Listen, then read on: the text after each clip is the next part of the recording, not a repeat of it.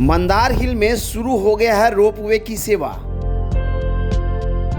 बिहार में राजगीर के बाद ये दूसरा जगह है जहां आप रोपवे का लुत्फ उठा सकते हैं।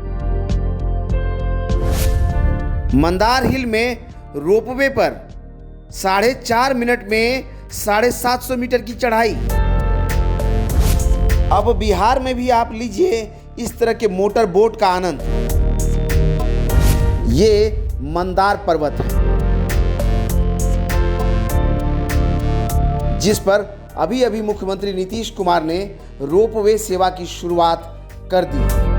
आपको बता दें कि लगभग 750 फीट ऊंचे इस मंदार पर्वत पर लोग इन सीढ़ियों के सहारे चढ़कर जाते थे। कई लोग ऐसे होते थे जो खड़ी और ऊंची चढ़ाई होने के कारण मंदार की चोटियों तक नहीं जाते, लेकिन अब जब रोपवे सेवा शुरू हो गई है तो लोग बिना किसी संकोच के या फिर कहिए बिना किसी कष्ट के ऊपर टॉप तक पहुंच सकते हैं। इस रोपवे में बीच में भी एक पड़ाव बनाया गया है जहां उतरकर आप सीताकुंड और इस मंदार पर्वत पर जो वासुकी नाग का दाग है उसे आप नज़दीक से देख सकते हैं। मंदार पहाड़ी को बिल्कुल चकाचक कर दिया गया है। मंदार पर्वत पर चढ़ने में जो कठिनाई होती थी उससे पर्यटकों को निजात मिलेगा। आने वाले समय में जो सीढ़ियों से चढ़ाई के डर से लोग ऊपर नहीं जा पाते थे उसका सॉल्यूशन होगा। तो चलिए तस्वीरों में आप बने रहिए, आगे आपको दिखाएंगे कि कैसा रास्ता पहले था और अभी क्या बदलाव हुआ है। पर कभी भी जो लक्ष्मी नारायण का मंदिर इस पोखर के बीच बना है ऐसा सजा हुआ आप उसको कभी नहीं देखे होंगे जैसा कि अभी है। पूरी तरह से बंगाल से आए कलाकारों ने इसको डेकोरेट कर दिया है, रंगाई हो गई है। और वहीं मंदार पर्वत पर यहाँ से वहाँ तक लाइटिंग की व्यवस्था कर दी गई है, स्ट्रीट लाइट लग गया है। और यहाँ जो दिव्य क्षेत्र मंदार लिखा गया था उसको दोबारा रीराइट करा दिया गया है। मंदिर के पुजारी जी हमारे साथ हैं, क्या कहिए तो जीर्णोद्धार फिर से हो गया मंदिर का आज? जी हाँ, जीर्णोद्धार तो हो गया। मुख्यमंत्री जी आए और यहाँ का जीर्णोद्धार कहा जाए क्या, बहुत मैंने खुशमत, यह स्थान का खुशमती है, खुदकिस्मती है जो कि वो आए पधारे जो इसका कुछ। एक बड़ी बात जो लोग जानना चाहते हैं, मंदार को लेकर के कई अवधारणाएं हैं, कई विरोधाभास है।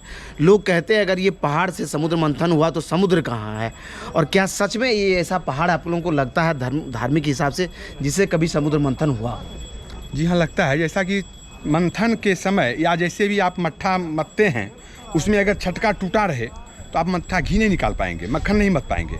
इसलिए उसके लिए एक ठोस चीज़ चाहिए। वो ये मंदराचल पर्वत, एक पर्वत का आप देख रहे हैं संपूर्ण ऊपर से नीचे तक एक शिवलिंगाकार एक चट्टान का पर्वत है, इसलिए समुद्र मंथन इससे हुआ।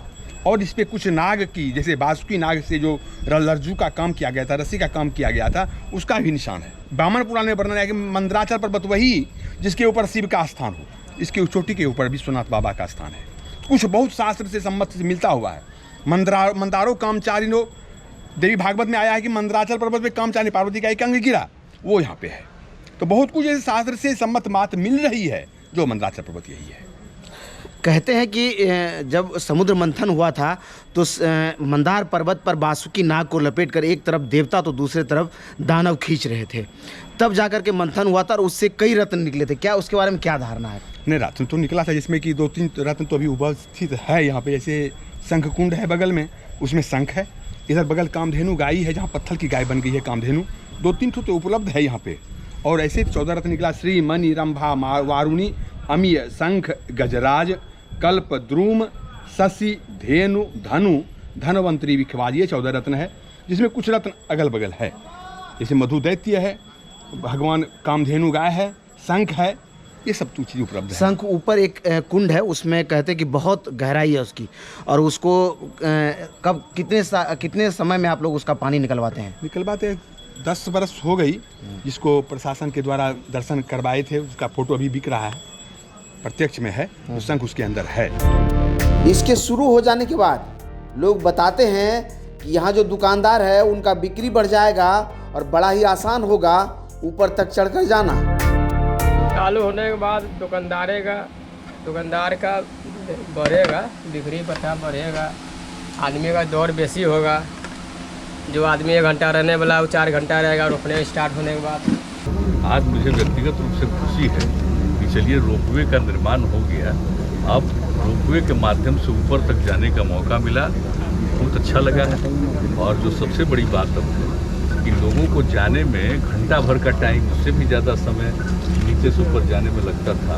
अब रोपवे के निर्माण के बाद 4 मिनट में लोग यहाँ से वहाँ पहुँचे। ये बहुत अच्छी बात है। और रोपवे का तो आप जानते ही हैं, सिर्फ राजगीर में था पहले, उसके बाद हम लोगों ने उसके पैरेलल भी दूसरा शुरू किया और उसी समय हम लोगों ने तय किया कि अनेक जगहों पर करेंगे। जहाँ पर ये यहाँ का तो मंदार पर्वत में भी और इसके अलावा अन्य कई जगहों के बारे में 6 जगहों पर और करने का निर्णय है।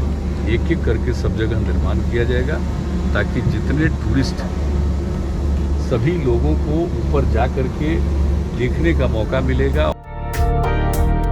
मंदार पर्वत के साथ साथ मुख्यमंत्री नीतीश कुमार ने ओढ़नी डैम का भी उद्घाटन किया है। अगर आप भी बोटिंग और एडवेंचर का शौक रखते हैं तो ओढ़नी डैम में इस तरह के एडवेंचर और मोटर बोट का आनंद आप उठा सकते हैं। इस सेवा का भी आज मुख्यमंत्री नीतीश कुमार ने यहाँ पर उद्घाटन किया है। बांका में चांदन डैम के बाद ये ओढ़नी डैम है, जहाँ देखिए आज जो है मुख्यमंत्री नीतीश कुमार ने इसका इनॉग्रेशन किया है और शानदार बोटिंग की व्यवस्था है। यहाँ पर डैम में आएंगे तो कुछ आपको चांदन डैम की तरह ही देखने के लिए मिलेगा, लेकिन अंतर सिर्फ इसमें इतना है कि इसमें बोटिंग की व्यवस्था की गई है, जहाँ आप नौका विहार कर सकते हैं। इसमें इसी बोट से अभी मुख्यमंत्री उस तरफ आईवी से घूम करके आए हैं। इसी तरह का दूसरा एक और बोट है और यहाँ कई तरह के मोटर बोट लगाए गए हैं जिससे आप जो है पानी में नौका विहार कर सकते हैं। तो बिहार में इस तरह के कई ऑप्शंस धीरे धीरे आगे बढ़ता जा रहा है पर्यटन के क्षेत्र में। अब बिहार में लोग पूछते हैं अगर कि बिहार में का बा, तो उसको बताने की ज़रूरत है कि बिहार में ये सब बा। अब ये देखिए आप कि इस तरह का डैम है जिसमें जो है आप जैसे गोवा में बोटिंग का मज़ा लेते हैं, मोटर बोट पर घूमते हैं, उस तरह का मोटर बोटिंग का आनंद अब आप ओढ़नी डैम में भी ले सकते हैं। सामने ये देखिए इस तरफ में मुख्यमंत्री आए थे, रेड कारपेट बिछा हुआ है और यहाँ तक आए और इस बोट के जरिए पूरा डैम घूम करके आए हैं। ये देखिए मोटर बोट सामने से, इस तरह का कुछ मोटर बोट आपने गोवा में देखा होगा, उसी तर्ज का मोटर बोट यहाँ भी जो है अब अपने बिहार में भी दिखने लगा ओढ़नी डैम में। भाई है इसमें आ गया।